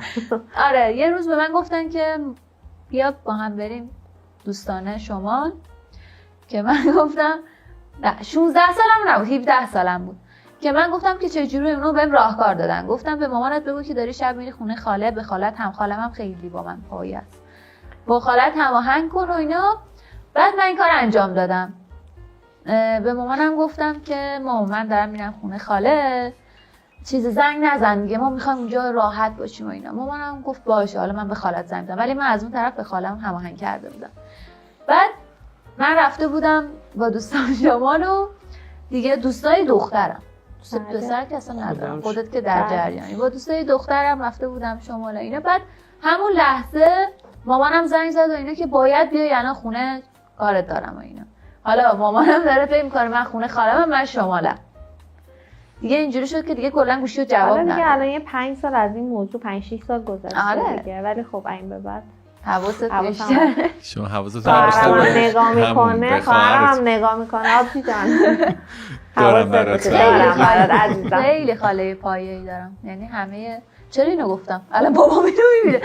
نه برای پیچوندن همیشه از حالش استفاده میکنه. الان دیگه اینو نه به خدا بابامو میشه بلاک کنی لطفاً. ببین حقیقتا تا جایی که میتونم توی این مورد مثلا اگه بابام باشه سعی میکنم متقاعدش کنم، ولی احساس میکنم اگه احساس کردم که واقعا داره منطقی میگه و ببینم بجا داره اینو میگه و خودم مثلا اون چیزای بد و توش دیدم ولی میخوام جلوی بابام لاپوشونی کنم، سعی میکنم ولی باز جلوی بابام نشون ندم بگم چشم. سعی میکنم آروم آروم خودم بگم کم شد، ولی با یه دلیل دیگه، یعنی نمیام از این لحاظ بگم که اوکی شما راست گفتید. روی این موضوع حساس مثل من. بله. و شما یا پیچوندین پدر و مادرتون رو؟ والا من اگه پیچونده باشم یا انقدر زیاد بوده که یادم نمیاد یا اصلا نبوده، ولی قطعاً بوده. ولی خب اینا فکر میکنن میپیچونن، ما میفهمیم به روی خودمون نمیاد. همچین پدری داری برای چی باید بپیچونی؟ میگم دیگه میگم پس یعنی ممکنه نبوده باشه، یعنی شاید مامانمو یه جاهایی بپیچونم ولی مامانا رو خب چرا آدم میپیچونه؟ چون همیشه ده وای بچه‌م کجا رفت، وای الان چه اتفاقی میفته. ولی مثلا من پسر با بابام خب یه ذره اوکی ترم، بابا مثلا میخوام اینجا مثلا اونجا. ولی فکر کنم مادرها خیلی میفهمن همه چیزو. خیلی البته سحر، اگه حالا- بابایی مثل من داشته باشن نه، چون من و روحام دست به یکی می‌کردیم مامانش نفهمه. نه من خودم کلا حالا مادر پایه ایم خدایی تو همه چی، ولی دیدم دوستایی هر چی مامانشون رو میپیچن. حالا البته اونو واقعا پیچیده میشن، ولی خب من خودم زرنگم تو این چیز. اونا هم مامانشون میفهمن، به روشون نمیاد. واقعا به حس شیشم مامانا میتونم به جرئت بگم که واقعا ایمان باید همه بیارن. آیا ماشین طرف مقابل برای شما مهمه؟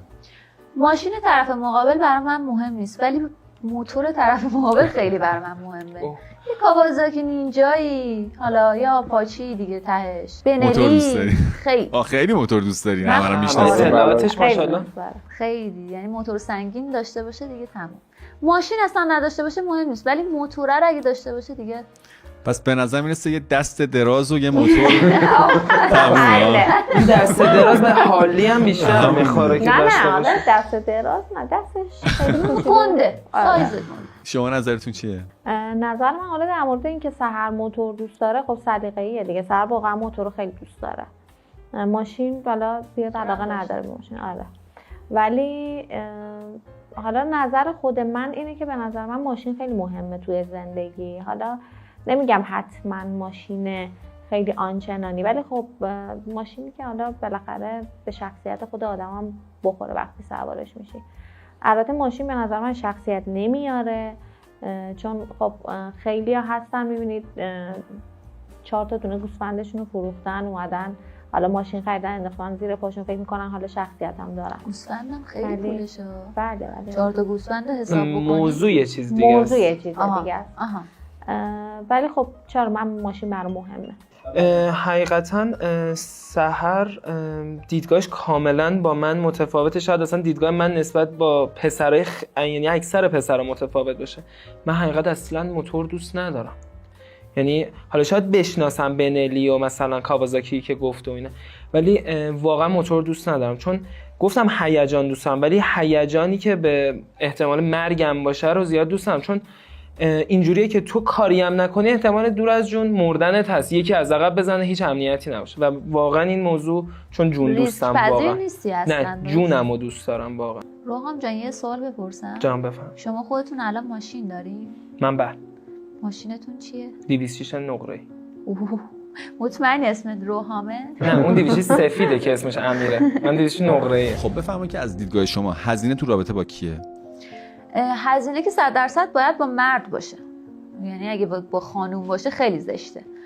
اما اینجوری هم نباشه که حالا اون دختره هیچ کاری نکنه. من خودم بارها شده پول کافه اون طرف رو حساب کردم، پول نداشته به من زنگ زده گفته 5 تومن داری واسم بزنی، گفتم آره. شده نداشته باشم از کسی قرض میگیرم بهش میدم. ولی اینجوری که بیاد بگه ببین من ندارم باید تو هزینه کن، این خیلی زشته. یا میگن دیت اول کی باید حساب کنه، اصلا گفتنش هم زشته. یعنی اون طرف که مردونگی نداره اگه بخواد همه چی رو بسپاره به اون خانم.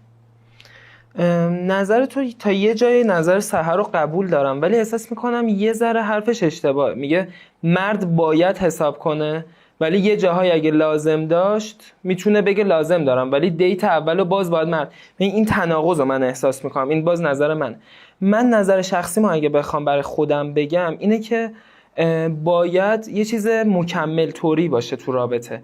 اگه اون دختر شاغل باشه، خودش درک کنه که منم شاغلم، پول در آوردن توی جامعه کلا سخته، قطعا اینجوریه که خب میگه خب امروز تو کافه رو حساب کردی، من توقع ندارم سری بعد اون حساب کنه. ولی مثلا اینجوریه که یه بار اون حساب کنه، شاید مثلا این کوچیک باشه ولی خب خیلی به چشم من میاد. این قدرت هست که شما سحر گفتش که من میخوام مرد باشه، قدرته. من قدرت رو تو این نمیبینم که کلا مرد حساب کنه. مرد این تعادل پس کجا رفته؟ میخوان تعادل باشه ولی خب این چرا تعادل نداره؟ من اصلا به این برابریه اعتقادی ندارم.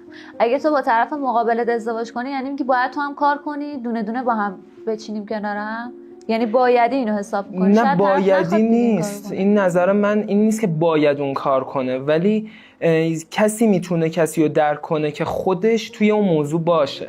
وقتی یه دختر، یه خانوم بخواد تو زندگی باشه که از اول، ببخشید معذرت میخوام جسارت نباشه با شما نیستم، از اول خورده و خوابیده، هیچ درکی از خرج کردن نداره. میگه من که خوردم خوابیدم، خرج کن دیگه، چرا خرج نمی‌کنی؟ ولی یه ذره تو جامعه باشه، همون چیزی که خودتون گفتید کارم بکنه، خب قطعا درک میکنی که ببین هزینه داره این کارا. من میگم درک و زمانی میتونی بفهمی که تجربهش کنی تا بفهمی. هیچکس مثلا یکی میاد میگه که منم درکت کردم، واقعا نظرم این چیز چرتیه. اگه تجربه کرده درک کرده. من نظرم اینه که دنگی دنگی نباشه چیزی، خب ولی وقتی من 2 بار کردم تو 1 بار بکن. منظورم چیه؟ حد یعنی بیشتر مرد بکنه ولی تو هم بکن. منظورم اینه. من حرف روحام جون رو قبول ندارم. به نظر من یه مرد جنتلمن باید برای خانم مقابلش هزینه کنه.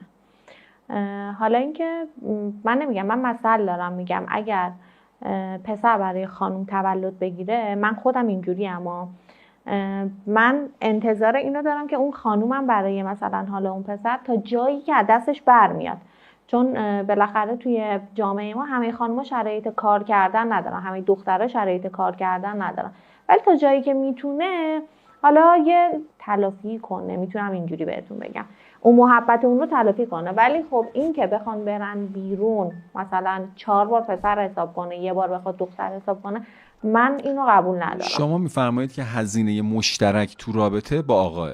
با آقاه. ببین من مثلا میگن مثلا دخترها خیلی دوست دارن که پسر براشون گل بخره، خب من خودم هم خیلی دوست دارم، حالا مثلا ولی من اینم دوست دارم که مثلا یه موقعی خودم برای طرف مقابل گل بخرم. اینم من خودم دوست دارم این کارو انجام بدم. حالا این ولی وظیفه رو از سمت آقا میدونید. ببین نمیتونم بگم وظیفه، ولی درستش حالا تا جایی که ما یاد گرفتیم این بوده. درستش این بوده که هر جا میرید اگر هزینه‌ای باشه آقا حالا حساب کنه. اینم بستگی داره. اگه دوست پسر دوست دختر باشن این موضوعی که ایشون میگه اوکی، ولی وقتی ازدواج میکنی دیگه طرف باید اینکه با هم دیگه باشه. پاک باشن به نظر من نه دیگه وقتی ازدواج میکنی باید بگی تو بشین تو خونه، همه هزینه‌هات دیگه با منه، تا اینکه بگه عزیزم تو باید بری سر کار با هم برابر بیاریم بالا. نه، زن باید کارهای خونه رو انجام بده، مرد باید کارهای بیرون انجام بده. اینو تو سالهای پیشم گفتن. من با این بیشتر موافقم. نه اینکه حالا ازدواج نکنه اوکی، دوست پسر دوست دخترن، اصلا وظیفه‌ای نداره هزینه‌ای بده، ولی خب ولی شما میفرمایید که بعد از ازدواج خودتون ترجیح میدین که حالا کار نکنید، هزینه‌های زندگی بعد از ازدواج با آقا باشه. 100%. من الان احساس میکنم که روحام چون دیدگاهش نسبت به ارتباط با خانوم هنوز یه دیدگاهیه که عاشقانه نیست. با تجربیات الانش و این زمانهایی که الان رفته بیرون و با دخترها رفته بیرون داره نظرشو میگه، چون هیچ موقع نبوده که بخواد دختری رو مثلا تکگرش بکنه. من فکر کنم تو بحث مهمونی که رفته بود و خدمتتون گفتم، اولین دیتی که رفت، اولین مهمونی که رفت طلا برد واسه اون خانوم. یعنی اصلا یه ایدئالگرای وحشتناک روحام و خیلی هم دست به جیب و دلخرجه، یعنی حداقلش اینه که پولو به راحتی خرج میکنه. ولی دیدگاهش از این بابته که هنوز کسی رو که اون جوری که باید فکر کنه که من حامیش هستم نخواسته تو زندگیش بیاره، که اونم برمیگرده به همون ارتباطی که با مادرش داره. ولی در نهایت من خودم هم نظرم اینه که مرد و همون جوری که سمیه خانم گفت، یکی از شرایط جنتلمن بودن اینه که مرد توی بحث هزینه‌ها، مخصوصا توی رستوران، کافه یا حالا یه جایی که دعوت میکنه از یه خانم و یه لیدی، بتونه که این شرایط رو فراهم بکنه که قدرتشو در حقیقت میگن. من همیشه میگم خانوما آهن پرست شدن. میگم البته که شدن، به خاطر اینکه یه زمانی دختر خوشگله محل مال لات محل بود، مال اون پسر قویه بود. قبل ترش دختر خوشگله پادشاه مال شوالیه قویه بود که همه رو کشته بود. حالا الان دنیا تغییر کرده، قدرت رفته تو مغز، قدرت رفته تو تفکر، قدرت رفته تو بیزینس. شما وقتی که قدرت بیشتر داری، بیزینس بهتری داری، پول بهتری داری، ماشین بهتری به تب سوار میشی، خونه بهتری داری. پس همون شوالیه ای از نظر مرد، چون ناخودآگاه مرد زن شوالیه دوست داره. ولی الان دیدگاهی که پسرا الان مخصوصا تو دهه 80 دارن، اصلا من برای خودم هم عجیبه. حالا نمیدونم شاید این تیکر رو نتونید پخش بکنید، ولی ما اون موقع بابامون میرفت تو آشپزخونه یه دختر آورده بودیم تو خونه، و الان پسرا اینجوری نیستن. بهشون میگیم بابا میگیم بابا خونه مثلا ما داریم میریم بیرون اگه کاری داریم، میگن نه بابا من کار دارم میرم کافه ویونا، دارم میرم نمیدونم کافه فلان. میدونین اصلا دیدگاه‌هاشون تغییر کرده. من برام واقعا خب عجیبه. به خاطر همین نمیتونیم ازشون این انتظار رو داشته باشیم. بزرگترین دلیلش هم اینه که ماها اینجوری تربیتشون کردیم، رسوندیمشون به یه جایی که حالا شاید همین اتفاقاتی که تو زندگی من بوده رو روحام دیده دوست نداره با خانم ارتباط بگیره. میتونه اینطوری باشه دیگه، یه موقعی برعکس اون قضیه رو میخواد اتفاق بیفته. نه تنها حالا پدرش، بالاخره داییشه، نمیدونم اجتماع، دههای قبله که این اتفاق پیش میاد. به خاطر همین نمیشه بگیم که الان حرف درست رو روحام میزنه یا سحر خانم میزنه. به نظر من موقعی که میرن توی اون زندگی، توی ازدواج، اون موقع است که نشون میده با تربیتی که شدن، که من مطمئنم روحام آدمیه که اصلا اجازه نمیده طرف مقابلش از خونه بیرون بره، چه برسه بخواد بره کار کنه. واقعا من با این نظر بابام، یعنی این چیزی که گفت درباره من موافقم، ولی من دید خودم رو نسبت به یه پسر 22 ساله‌ای که توی این جامعه‌ام و به عنوان پارتنر گفتم، نه یعنی زنی که بخوام بگیرم در آینده ازدواج کنم باهاش. من گفتم این لحظه به عنوان یه پسر 22 ساله توقع دارم اون خانومم درک کنه، اون پارتنرم درک کنه و بدونه توی این وضعیت چیه. ولی من زمانی که به اون مرحله برسم که درآمد خودم داشته باشم، اون هدفمو برسم بهش، و قطعا همون طرز فکر بابام که نسبت به من کاملا درسته. من واقعا نمیذارم که یه سری کارا رو انجام بده، اصلا کل خرج با منه، همون هزینه‌ها با منه. میرسیم به پارت امتیازدهی اولیه. با توجه به روحیاتی که از هم شناختید، ازتون خواهش میکنم که به آقای روحام خان و خانم سحر خانم امتیاز بدین. در واقع شما دو نفر، خانم سمیه خانم و سحر خانم به روحام، و شما آقای رادین خان و روحام خان به خانم سحر خانم نمره میدین. آماده این؟ 3 2 1. با لایک و دیسلایک بفرمایید که آیا فکر میکنین طرف مقابل از شما خوشش اومده یا نه. 3 2 1. خب شما بفرمایید که آیا از طرف مقابل خوشتون اومده یا نه با لایک و دیسلایک. 3 2 1. خب بفرمایید که آیا تصوری از ظاهر همدیگه دارین؟ تصورم اینه که خیلی مرتبن و خیلی احساس میکنم که نمیدونم تیپ امروزی ندارن. منظور از تیپ امروزی تیپی که حالا شلوار گشاد و اینا، چون خودشون هم گفتن دیگه اینجوری نیستن. و اینکه بیبی فیسن حس میکنم، حالا نمیدونم بیبی فیسن یا نه. آره این تصور رو ازشون دارم. من فکر میکنم یه آقا پسر چشم ابرو مشکی، قدش هم که حالا گفت 1.80 بلنده تقریبا. بعد فکر میکنم تیپش هم خیلی خوب باشه. من کلا اروهام خیلی خوشم اومد. چون من سلیقه‌ام کلا با سر فرق داره. احساس می‌کنم یه دختر عین خودش که گفتش که چشم ابرو مشکی منو می‌بینه، منم واقعا چشم ابرو مشکی می‌بینمش و نوع رنگ پوستش رو به سفید می‌بینم تا یعنی گندمی رو به سفید پایین‌تر می‌بینم. و تنها چیزی که می‌بینم همون جوری که دست بزرگ و اینا دوست داره، خودش خیلی ظریف و کوچولو احساس می‌کنم، یعنی از لحاظ اندام دست و پا که خیلی تاکید داشتم. بله درست. منم فکر میکنم که حالا خیلی چشم ابرو مشکی نباشه، یه ذره عسلی تر باشه، ولی پوست آره سفید و نه خیلی لاغر، ولی خب خیلی احتمالاً فیته بدنش. خب رسیدیم به جذابترین قسمت برنامه، جایی که دیگه پرده رو برداشتیم. روحام و سحر قراره که برای بار اول همدیگه رو ببینن و ما ریاکشن هم روحام و سحر رو خواهیم داشت و هم خانم سمیه خانم و آقای رادین خان، پدر و مادر سحر و روحام رو. 3 2 1. هم واقعا فکرش نگم. سلام. شما مامانین؟ بله. شما شما خوبی؟ واقعا اصلا بهتون نمیخوره که شما مامان بیشتر این روحیاتت میخوره که تو مامان ایشون باشی.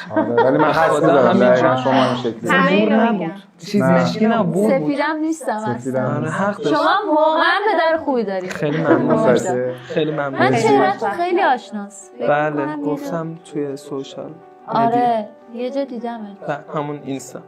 ولی واقعا کاملا جا خوردم. اصلا به هیچ کدومتون نگفتم مامان ایشون بیشتر. آره واقعا من حس می‌زدم این شکلی باشین ولی شما رو اصلا تبریک میگم. ممنونم مرسی. چرا از من تعریفی نشد؟ چرا؟ تو که گفتی که اصلا شما گفتی ایشون که بابات برو عقب من میخوام بابات رو ببینم من انداختی عقب بعد از شما تعریفی نشد؟ خب نه اصلا کاوازاکی و اینا ولی به قیافه و تیپتون نمیخوره. خب داشتم دیگه خودم. آره منم فکر می‌کردم الان مثلا کاوازاکی تیپتون یه چیزی دیگه فکر من یه حس عجیبی داشتم. داشتم. خیلی ممنون که از من خیلی خوشحال شدم. حالا به نظرتون من زشت بودم یا خوشگل بودم؟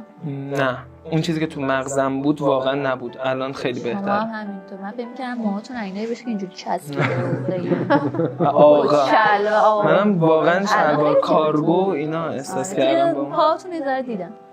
نه آره خب هی میام دستاشم دیدین؟ دستتون رو قشنگ اینجوری کنید. خوبه اصلا خیلی آرام بود. باش دستاتون مثل پدرتون. من 23 سالم بابام 49 سالشه. شاید روی صفحه بیشتر باز باشه. یعنی 49 سالتون بشه دستاتون بزرگ میشه. نمیپرسم. شما آره هنوز جای رشد داره 3 سال دیگه. خب بفرمایید که آیا بالا شهری پایین شهری بودن اون فرد برای شما مهمه؟ نه برای من مهم نیست چون که بالاخره هر جایی یه محل زندگیه دیگه. حالا طرف بالا شهر باشه یا پایین شهر به من چه ربطی داره؟ متصورین که تاثیرگذار در شخصیت طرف نیست محل زندگی آدم؟ میتونه بعضی موقع‌ها تاثیر بذاره میتونه بعضی موقع‌ها تاثیر نذاره. خیلی‌ها هستن خب واقعا پایین شهر زندگی میکنن ولی از همه خفن‌تر و بهترن. یه سری هم هستن که دوست دارن اونجوری نباشن. و شما متصورین که کلا تفاوت فرهنگ وجود نداره بین بالا شهر و پایین شهر؟ تقریبا یکسانه؟ نه یکسان که نیست وجود داره. اونایی که خب بالا شهرتر زندگی میکنن رفتاراشون نوع تیپشون کلا همه چیشون فرق میکنه به نظرم. ولی برای شما تفاوتی نمیکنه در نهایت؟ من از دید خودم بخوام بگم خیلی کلیشه‌ایه که میگن بالا خوب و بد داره پایینم خوب. این واقعیه ولی دیگه خیلی هست. به نظر من میتونم بگم میانگین بیشتر کسی که سمت بالاترن به جز فرهنگ خانوادگی آره این میتونه پایین شهر و بالا شهر داشته باشه فرهنگ خانوادگی خوب باشه ولی آدمایی که باهاشون رفت آمد داری و اون برخوردات تو همون رفت آمدایی که داری این خیلی باعث میشه که تو بتونی توی یه جای سالمتر بزرگ شی. من نمیگم مثلا منطقه پایین سالم نیستن ولی اکثرشون مثلا مناطق خوبی برای بزرگ شدن یه بچه‌ای که تازه داره شکل میگیره به نظر من نیستش. این نظر شخصی منه ولی در کل اگه بخوایم بگیم در نهایت برای شما مهمه این فاکتور؟ برای من تقریبا میتونم بگم بله مهم. ترجیح میدین که اون فرد بالا شهری باشه؟ تقریبا رو به بالاتر باشه. بله. شما نظری دارید؟ به نظر من شخصیت به بالا زندگی کردن یا پایین زندگی کردن نیست. به اون خانواده‌ای که توش بزرگ میشی و اینکه چشم و دل سیر باشی. و میفرمایید که شخصیت آدم‌ها اساساً ارتباطی به محیط زندگی آدم نداره بیشتر تاثیرپذیر از خانواده است. ببین نمیگم نداره ها داره ولی بیشتر به نظر من به فرهنگ خانواده بستگی داره. ببینید الان اصلا تهران دیگه تغییر کرده اون بالای شهر و پایین شهر. شما الان میری پایین شهر میبینی یه آدمی داره زندگی میکنه مولتی هزار میلیاردره و حالا شخصیت نداره یا شخصیت داره. بالای شهر هم میری میبینی یه سری آدم دارن زندگی میکنن که حتی ممکنه پول نداشته باشن ولی توی یک شرایط خاص توی یک خونه‌ای دارن زندگی میکنن که مثلا حالا با یه شرایطی بهشون رسیده که خیلی دیدیم حالا تو بحث ارگان و نمیدونم دولت و همین چیزایی که هست. ولی چیزی که هست اینه که روند زندگی توی مناطق مختلف شهر تغییراتی داره و شرایطی داره که اصلا ناخودآگاهه. شما همون آدمی که توی جنوب شهر تهران ممکنه با یک ماشین معمولی با یه نمیدونم پای پیاده ممکنه با دمپایی هم بیاد توی کوچه راه بره ولی اگه قرار باشه مثلا بیاد مجتمع پالادیوم سعی میکنه لباس خوبش رو بپوشه از همه مهمتر تمام شرایطی که اون قسمت بالای شهر دارن زندگی میکنن رو رعایت بکنه.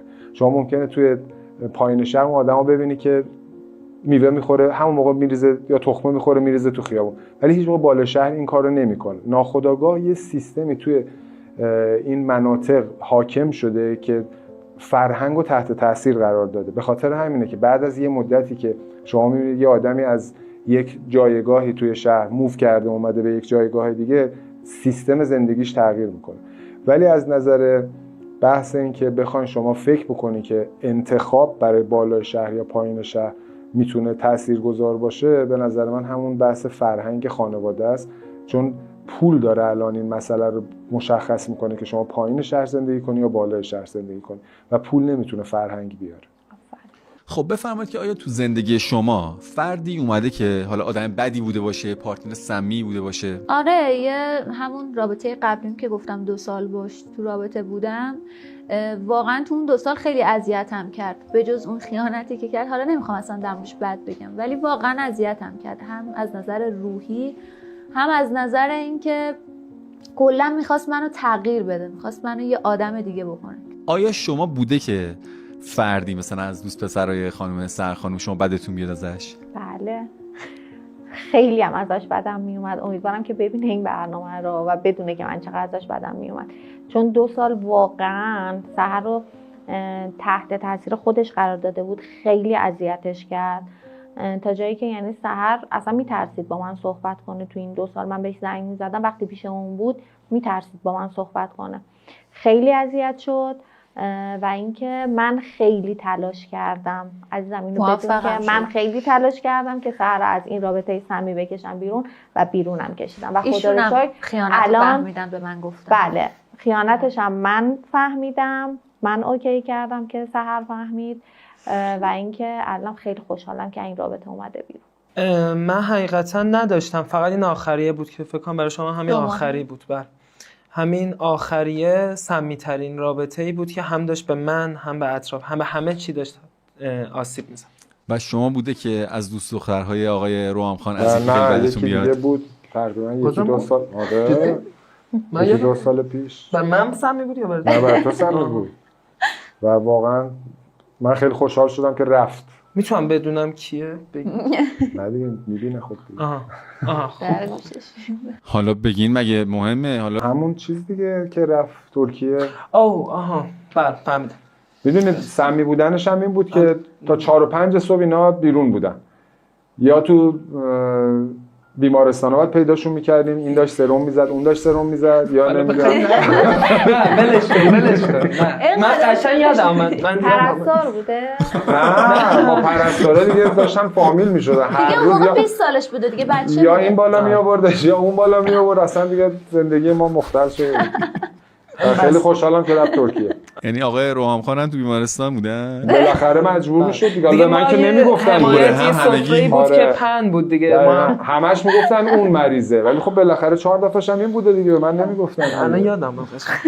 دیدگاهتون نسبت به مهریه بفرمایید. بخوام دیدگاهم نسبت به مهریه بگم، دوست دارم که به جای اینکه حالا 1000 خورده سکه باشه، مهریه هم دست و پا باشه. یعنی چی بگیرن ازمون؟ آره اگه بخوای شما این دسته رو از اول گرفتی ولم نمی‌کنی. چی میشه مهریه دست و پا باشه؟ حالا اون دست و پا یه دست و پا. ببین یعنی قشنگ میخواد میخوب بکوبه. اینجوری خب طرف میفهمه که باید همیشه باید درست رفتار بکنه دیگه. طلاقم نمیشه. مهریه مورد علاقه شما دست و پایه.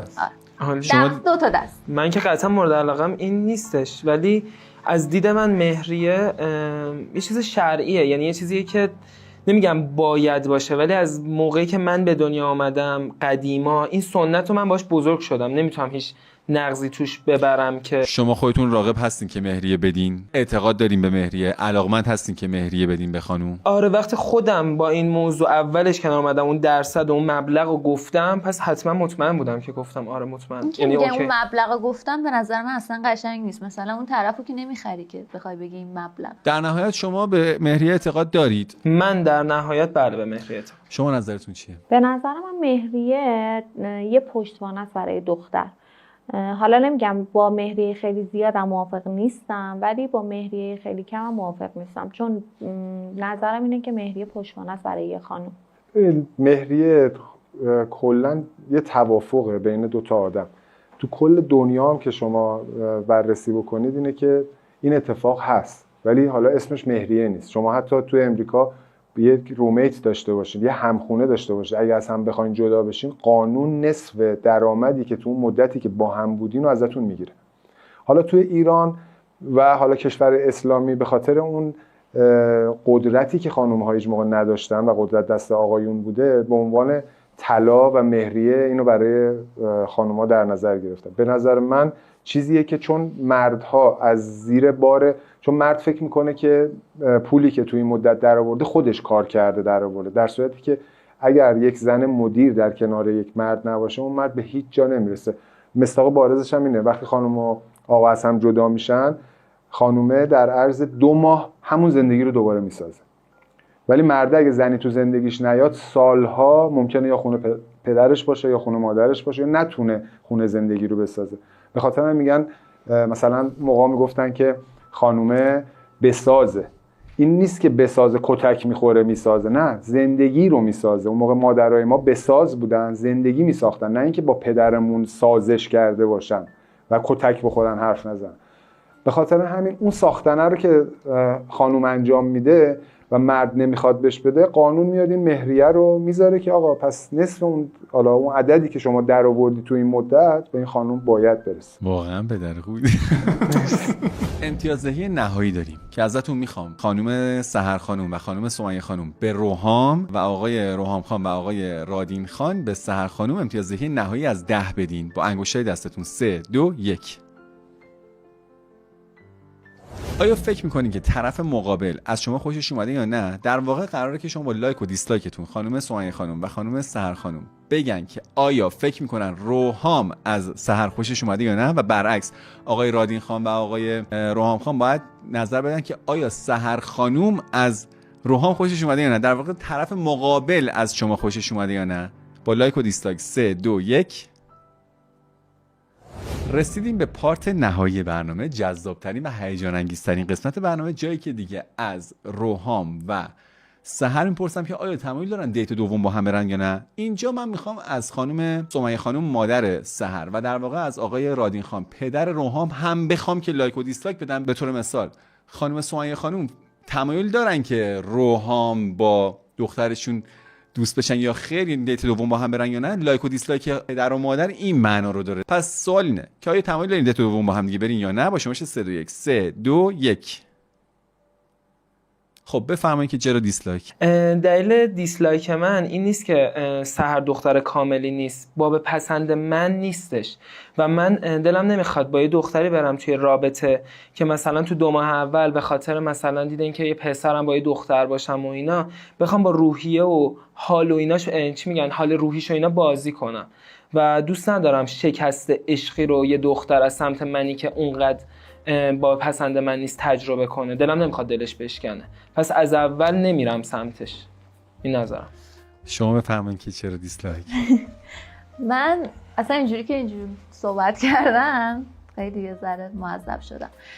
خب من دقیقا همین بود دیگه. اول اینکه خب سنشون خیلی به نظر من پایین بود. من حداقل باید 20 سالی از من طرف مقابل 15 تا 20 سالی بزرگتر باشه. از نظر اخلاقی و رفتاری هم خب از نظر اخلاقی و رفتاری هم واقعا شبیه به هم نبودیم، اگه بینندگان عزیز ببینن ویدمو.